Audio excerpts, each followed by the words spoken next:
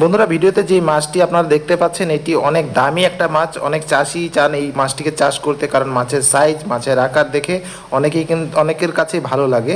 আর এই মাছের বাচ্চা হচ্ছে এগুলো। মূলত এই বাচ্চাগুলোকে অনেক চাষি চাষ করতে চান, তবে অনেকে আবার ভয় পান যে এই ধরনের মাছ চাষ করতে হলে খাবারের যে প্রসেস রয়েছে সেটি আসলে কি বেসিক খাবার রয়েছে, যেই খাবারগুলো মূলত অন্যান্য মাছগুলো খায়, সেই খাবার দিয়ে মাছগুলো চাষ করা যায় কিনা। কারণ এই ধরনের মাছ কে আমরা জানি যে শামুক খেকো মাছ, যেটাকে ব্ল্যাক কার্প বলা হয়ে থাকে, এটা মূলত শামুক খেয়ে থাকে। তাই অনেকেই এই মাছটিকে নিয়ে কনফিউশনে থাকেন যে এই মাছটিকে পালন করতে হলে কি দানাদার খাবার দিয়ে পালন করা যাবে কিনা বা অন্যান্য খাবার খায় কিনা। তো আজকের এই ভিডিওতে আমি বিষয়গুলো আপনাদের সঙ্গে ক্লিয়ার করছি, যাতে করে আপনারা এই মাছটা চাষ নিয়ে একটু জানতে পারেন। মূলত এই মাছটি নিয়ে একটু কথা বলে নিই। এই যে ব্ল্যাক কার্প মাছটি দেখতে পাচ্ছেন, এই মাছগুলো মূলত শামুক খেকো মাছ। যেই মাছগুলোকে মূলত চাষিরা পুকুরে চাষ করেন যেন পুকুরে থাকা শামুকগুলো এই মাছগুলো খেয়ে ফেলে।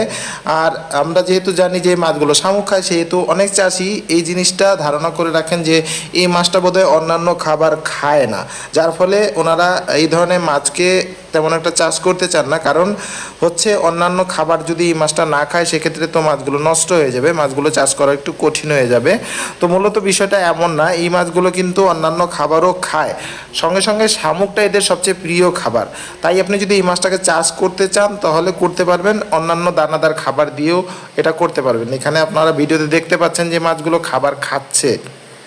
তো দানাদার খাবার বা এই ধরনের ফ্লোটিং খাবার আপনি দিয়ে এই মাছটিকে চাষ করতে পারবেন, কোনো সমস্যা নেই।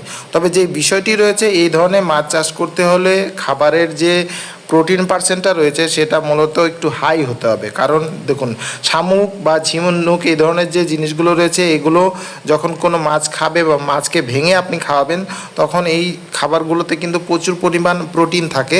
আর ব্ল্যাক কাপ মাছ চাষ করতে গেলেও প্রচুর পরিমাণ প্রোটিনের প্রয়োজন রয়েছে। প্রোটিন ছাড়া এই মাছের তেমন একটা গ্রোথ হতে দেখা যায় না। আর এই ধরনের মাছকে চাষ করতে হলে মিনিমাম 40% প্রোটিন সমৃদ্ধ খাবার আপনাকে দিতে হবে। তাই আপনি যখন এই ধরনের মাছ চাষ করবেন, এই এর চিন্তা করার কোনো কারণ নেই যে শুধু শামুক খেয়েই মাছগুলো বড় হবে, না, মূলত না।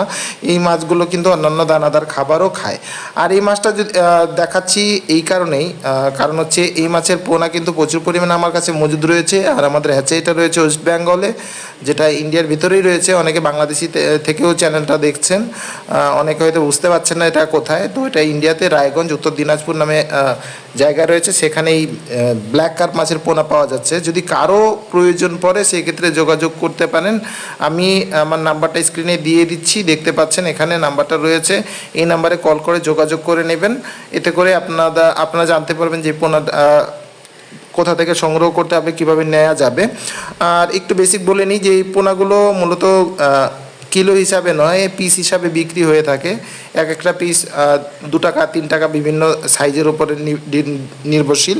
বড় পোনা হলে আর দামটা বেশি হয়, ছোটো পোনার ক্ষেত্রে একটু দামটা কম হয়।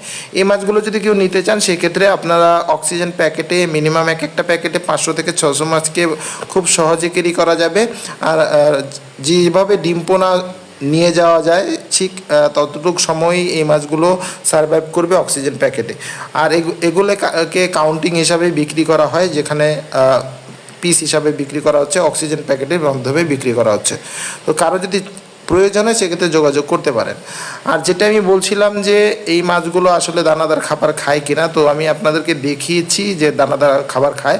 আমি আরও খাইয়ে দেখিয়ে দিচ্ছি। আমার কাছে কিছু দানাদার খাবার রয়েছে। মাছের সাইজ হিসাবে আপনাকে খাবারগুলো দিতে হবে। যদি মাছ ছোট হয় সেক্ষেত্রে বিভিন্ন হিসাবে মাছের দানাগুলো পাওয়া যায়। এখানে প্যাকেটটা দেখতে পাচ্ছেন, এই প্যাকেটে খাবার রয়েছে। কিছু ছোট দানা হয়, কিছু বড় দানা হয়।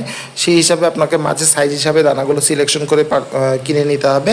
কিনে নিয়ে আপনি সেটিকে মাছের যে পুকুরে চাষ করতে চান সেই পুকুরে ছাড়তে পারেন। অনেকে চাইলে এই পোনার বিজনেসও করতে পারেন। ছোটো পোনা নিয়ে গিয়ে আপনার পুকুরে খাবার খাইয়ে কিছু পরিমাণ বড় করে একটু বেশি দামে বিক্রি করে দিতে পারেন। এটা একটা বিজনেস আলাদাভাবে করা যায়।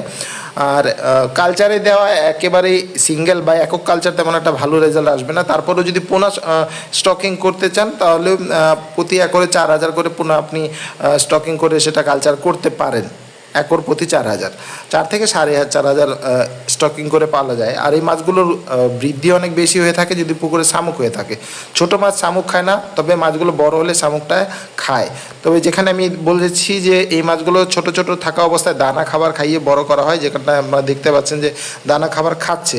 আর আমাদের মাছটা এই ট্যাঙ্কেই রয়েছে, এই ট্যাঙ্কেই কিন্তু আমরা মাছগুলোকে দানা খাবার খাওয়াচ্ছি, এখান থেকে বিক্রি হচ্ছে। আবার যখন শেষ হয়ে যাচ্ছে তখন আবার ট্যাঙ্কে উঠিয়ে নিচ্ছি, ট্যাঙ্কে থাকছে, খাবার খাচ্ছে, বিক্রি হচ্ছে, এভাবে চলছে। কারো যদি পোনা লাগে সেটা আমি বলেছি আগে সংগ্রহ করা যাবে। তো দেখুন মাছগুলো কিন্তু দানা খাবার খাওয়ার জন্য অস্থির হয়ে আছে। আমার হাতে দানাটি রয়েছে, এটা আমি এখন দিয়ে দিচ্ছি, আপনারা দেখতে পাবেন যে মাছগুলো খাবার খাচ্ছে। তো এই যে দেখুন দেওয়ার পরে কিন্তু প্রচুর পরিমাণ খাচ্ছে। তো আপনারা এটা ভুল ভাববেন না যে এই মাছগুলো দানাদার খাবার খায় না, শুধু শামুক খেয়ে থাকে, বিষয়টা একেবারে তা নয়। দেখতে পাচ্ছেন যে প্রচুর পরিমাণ দানা খাচ্ছে এবং খাওয়ার প্রতি এদের ঝোঁকও অনেকটা বেশি রয়েছে। তবে আপনাকে প্রোটিন পার্সেন্টটা বাড়িয়ে খাবার খাওয়াতে হবে। আপনার কাছে যদি দানাদার খাবার থাকে খাওয়াতে পারেন, এছাড়া আপনি চাইলে হাতে তৈরি করে কিছু খাবার খাওয়াতে পারেন, সেগুলোই মাছগুলো খাবে। তো আমার হিসাবে আপনারা যদি এই মাছটিকে চাষ করতে চান সেক্ষেত্রে দানাদার খাবার দিয়েও চাষ করতে পারেন, ভয়ের কোনো কারণ নেই।